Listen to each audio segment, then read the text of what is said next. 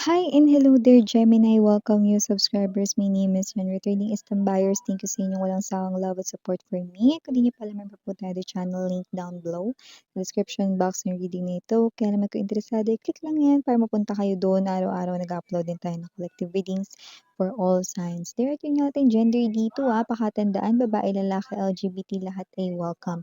Pwede rin pong i-switch ang roles dahil possible magpalit yan. General reading kasi ito mga mahal. At yun nga, no? Lalo po tayong time period kaya feel free to take only what resonates inyo. So maraming salamat Archangel Michael, Guardian Angels of Gemini. Can we get messages for them please? What does Gemini needs to know? Thank you so much. Messages or mga mensahe para kay Gemini po, please. Gemini. Messages para kay Gemini. Gemini.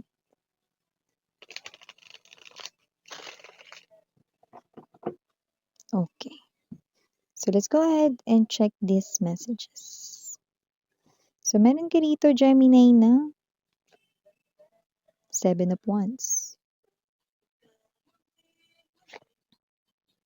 King of Coins.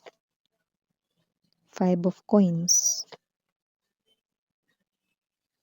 Hangman. Page of Wands.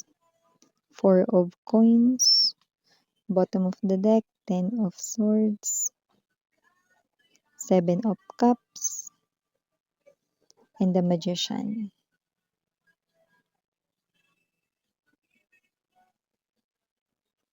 Meron ditong isang person nag-iisip, na mali ata ang kanyang nasabi sa'yo, Maaaring nakapagsalita siya rito sa'yo ng hindi maganda or hindi maganda tono or hindi maganda pakinggan. Hindi maganda intindihin pala. Iba yung dating gano'n, 'no? So, whatever the case may be, iniisip ng isang person dito, na yun ay kanyang posibleng pagkakamali, 'yan. Baka meron siya ritong nasabi sa inyo, bagay na, iniisip niya, na mali. So, may posibilidad, na itong tao na 'to ay mag-message sa inyo at mag-sorry. Okay? Kasi baka magkaroon ng or nagkaroon na ng misunderstanding dito. 'Yan. So, kung tapos na 'yan, makaka-receive ka rito ng explanation. Or makakatanggap ka rito ng sorry mula sa tao na 'yan. Kasi 'di ba minsan, maganda nga yung sinasabi, nice nga, pero minsan nasa tono naman, 'di ba? Kasi sa tono mo malalaman kung yung sinabi niya ba or yung pagkasabi niya ba ay, anong emosyon ang nakapaloob dun, 'di ba? So, anong feelings, 'di ba? So, dun mo rin 'yan parang mararamdaman. So, maaaring mag-cause or nag-cause na ng misunderstanding itong bagay na ito or nasabi niya na ito kaya naman mag-e-explain at magso-sorry siya sa'yo. Okay? So, okey na 'yun, at least na-realize niya ditong mali siya sa mga nasabi niya, okey? Possible kasi naapektuhan ka or nasaktan ka because of that, okey? Puwedeng kasamahan mo daw 'yun sa trabaho or 'yan ay related rito sa iyong work, 'yan. Maliban diyan, with the King of Coins energy, Page of Wands, maaaring meron ditong energy, na, ma-excite ka, 'yan, dahil dito sa ginagawa mo na puwedeng may kinalaman sa kaperahan or pag-iipon, or parang meron ditong kinalaman sa iyong, money goals, 'yan, okey? Bakit ako ma-excite miss 'yan, kasi parang meron ditong sasabihin yung boss mo, or yung owner ng company pinagtatrabahuhan mo, kung saan puwede kang mag-participate or puwede mong ma-showcase dito, kumbaga ang puwedeng reward dito ay cash money or puwede ring promotion. So, parang magkakaroon ka ng chance kaya ka ma-e-excite, okey? So, isa itong bagay na parang golden opportunity para okey, maiangat mo rin dito ang iyo ritong money, or maiangat mo rito ang iyong career kung eyeing ka naman for higher designation or position, 'di ba? So, parang it's your time to shine in other words, 'no? So, maliban diyan, Gemini, may energy rin dito with the Five of Pentacles to the Four of Pentacles, 'no? Meron ditong person 'no, na araw-araw ka niyang iniisip, lagi-lagi nga, eh. So, nakikita ko rito na may feeling siya sa'yo pero hindi naman niya magawang sabihin or aminin sa'yo, 'yan. Siya mismo, pinipigilan niya yung sarili niyang aminin sa'yo na may gusto siya sa'yo or may feeling siya sa'yo, basta yung tunay niya ritong damdamin walang ibang pumipigil niyan kundi siya lamang. Maraming times that with this Five of Coins energy, Seven of Cups, gusto ka niyang i-message pero pinipili niyang wag na lang, 'yan. Pero may mga times din ako nakita na kinakamusta ka niya tapos maya-maya hindi na siya magre-reply. Hindi dahil 'yun mga babes 'no, ay may iba siyang kausap or what 'no, kundi eto siya 'no, na yung isip niya 'no, ang namamayani na naman kaya pinipigilan niya rito 'no, na wag ka ng kausapin, 'yan. So, yun ang nakikita ko sa energy. Para siyang ano, atras-abante. May kinatatakutan siya rito, fear of something, okay?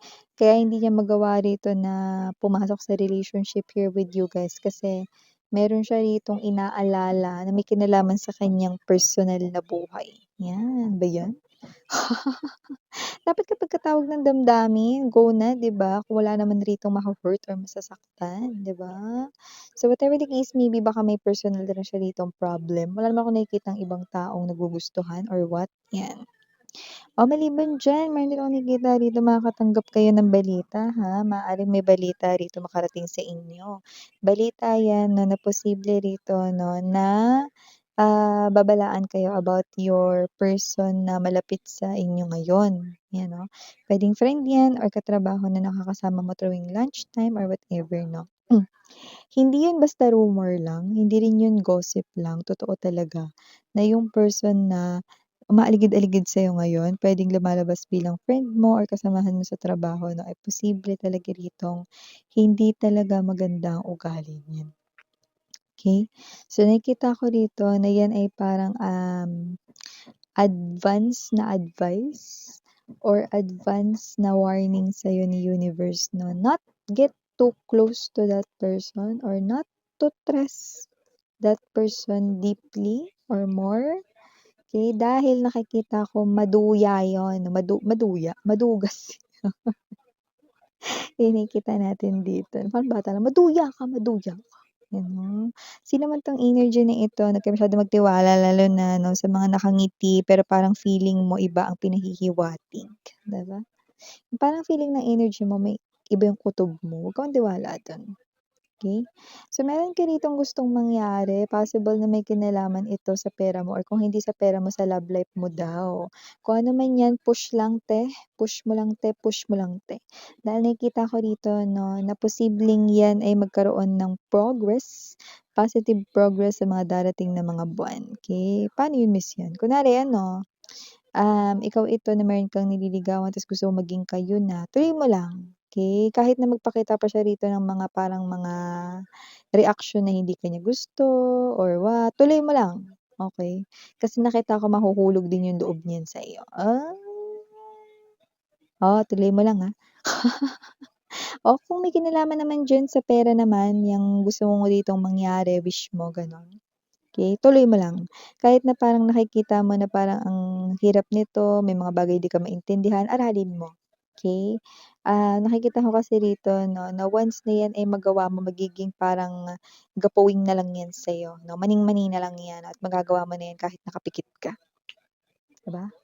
At isa rin 'yan sa indikasyon 'no, na yang gusto mo na 'yan na may kinalaman sa'yo ritong kaperahan ay makukuha mo, okay. Pero siyempre kailangan ipakita mo na deserving ka for that, okay. Para yan ay ibigay sa iyo.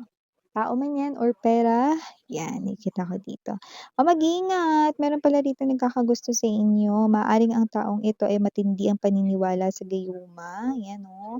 Huwag kayong tatanggap ng basta-basta ha, kagaya ng mga, pagkain, inumin 'no, yan. Diyan kasi madaling nailalagay yan. okey.